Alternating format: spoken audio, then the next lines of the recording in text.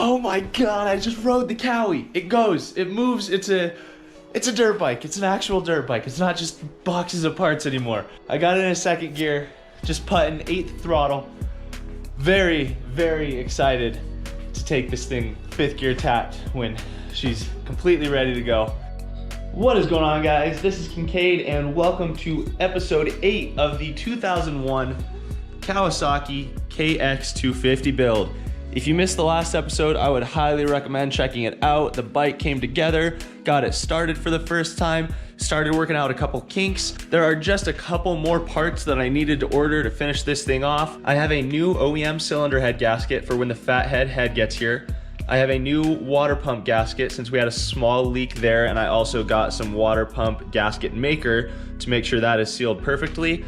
I have the covers for both the clutch lever and front brake lever because right now they are just bare, which would allow some dirt to get in there. It's impossible to find a left OEM foot peg spring for this bike, so I ordered a set of Fastway replacements and I'm hoping that this one will fit. If it doesn't, I will have to figure something else out. The exhaust leaks just a little bit at the header. For one, I noticed that the O-rings I had seemed a little smaller than the ones that were on the 01, but those ones were mangled, so I ordered some new OEM O-rings for that pipe. And I also didn't even realize before that there's a separate exhaust gasket that goes right at the front of the cylinder head and connects to the pipe. I know in the last video I had mentioned that the water pump was leaking a little bit, but it is bone dry right now. When this came together, it was like -7 degrees outside, and I really honestly don't know how much of an effect it being that cold can have on a bike and it leaking, but I've been checking the stand every day and there haven't been any more drops of anything. That said, obviously I have this if I do end up needing it. When I drain the coolant to swap the heads, I will do this anyway, just as a precaution, but that is good to know that it's not leaking. And yesterday when I rode this thing up and down the block for the first time and turned the gas on, no leak out of the overflow either, which leads me to believe that the needle was just stuck and my float height is correct.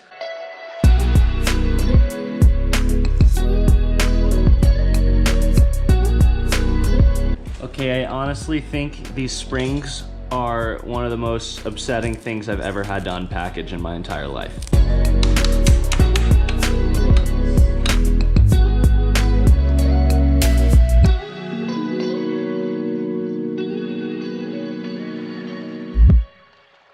Definitely not OEM and took me quite a while to figure out how to configure this, but we have a spring and I don't think it's going anywhere. This would have to slip off of the frame for that to stop working, and I think that is pretty unlikely. We have peg springs on both sides now.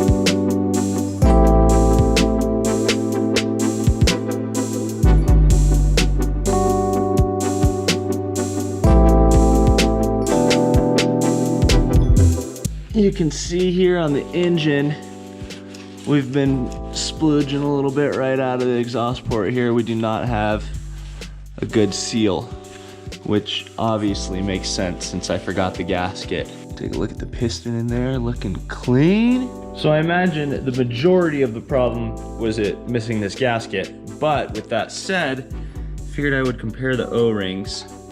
So they're about the same size, but if you look at just kind of their width, the OEM ones are much fatter.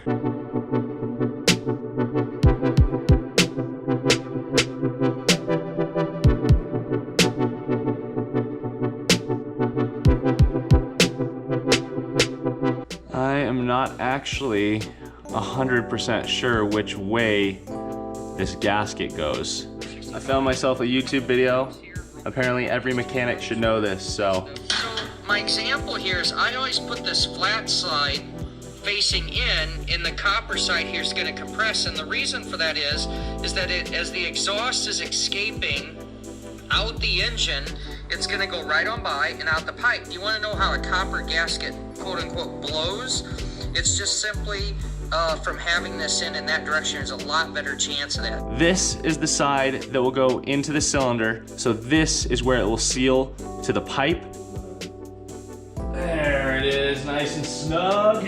All right, the exhaust gasket is installed along with new O-rings. I might as well fire up real quick and make sure that there's no more oil coming out between the cylinder head and the exhaust pipe. This choke doesn't stay up, which honestly I don't think is a big deal because it pretty much always fires first kick with the choke pulled.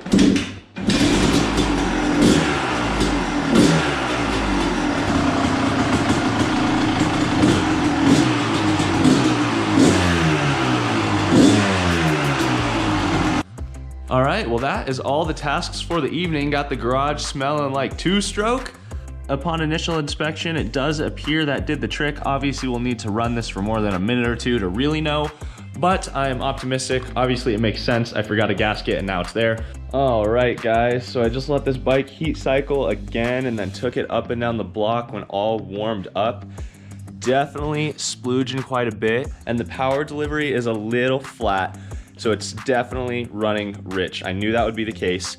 So I am going to go to the shop right now and grab a 150 main. It's got a 160 in it right now, and a 48 pilot. It's got a 52 in it right now. Back from the shop with our 150 main, 48 pilot. Gonna get these swapped out.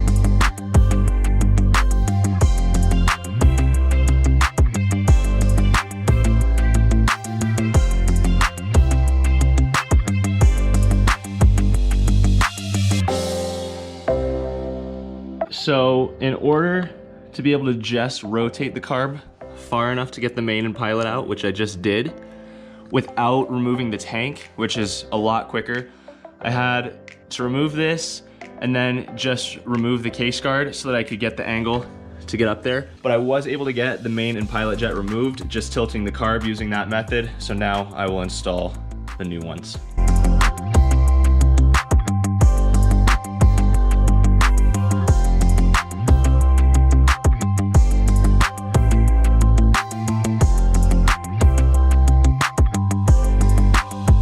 All right, got those jets swapped out. Only took about 15 minutes. Gonna fire her up and see how she's running now.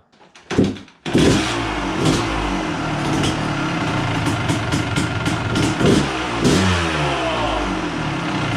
feeling crispy.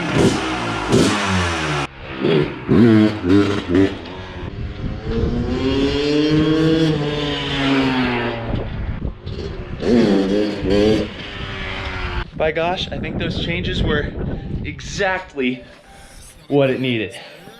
All the flatness down low is gone. Was able to just pull it up into a wheelie, no problem. And then the power band hits real nice and hard. I was only going in second gear there, but man, was that just the exact change this thing needed. So stoked. The Cowie is gonna be done tomorrow. This changes the Sunday plans. I didn't think this was gonna be here till Tuesday. Oh my gosh. Absolutely worth every second of the wait. Got a sick new t-shirt to rock, as well as the most badass cylinder head you could ever imagine for this KX250. With the custom laser engraved push logo, Phathead Racing. Luke at Phathead Racing absolutely crushed this. I cannot wait to install this on the bike. And I want to point out one thing about these Phatheads that's so awesome. They have replaceable domes. So for this one, the dome I have pretty much mimics the stock dome, so you can run standard pump gas and everything, but the dome just inserts in here like that, and you can swap these out. So you can get high compression domes from Luke at Phathead so that you can run higher octane and work on a race bike with these heads also, which is super sick.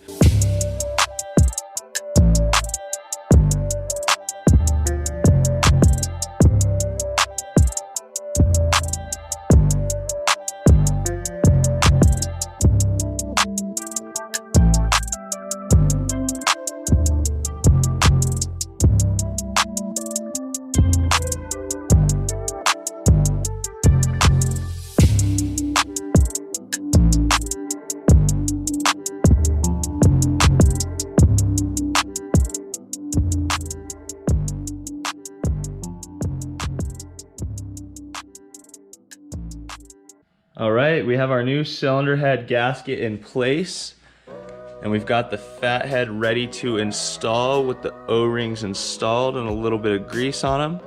These heads also come with spare O-rings so that you can install again. They also come with another O-ring for the dome insert, and they come with the washers and acorns, everything you need to install the head, and shiny new head mounts.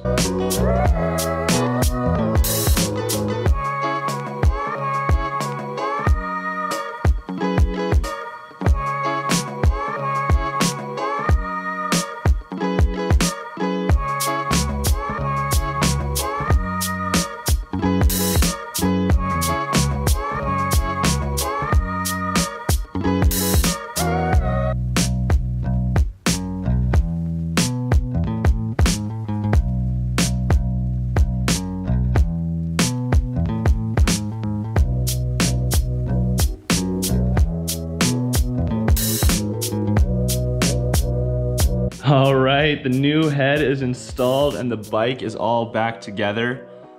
Wow, does that just make this engine pop? Luke did such a great job on this laser engraving. Having the push logo on there just looks awesome.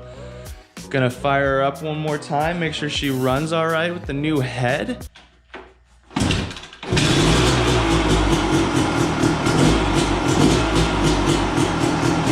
Done two-stroke in the morning, just make you smile.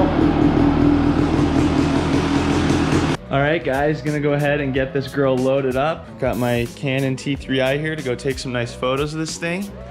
Go get a photo shoot done.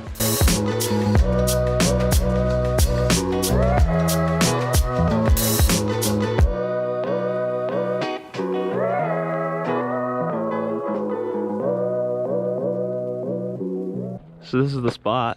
About a 15-minute drive from my house, just beautiful view of the Bridgers.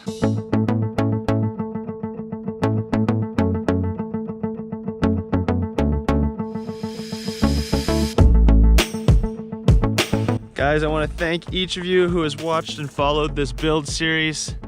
This bike has come a long way from where I got it. With a hole in the crankcase, tons of parts missing, and everything being in cardboard boxes. I could not be more happy with the outcome of this build, and having people follow along the whole process was just awesome.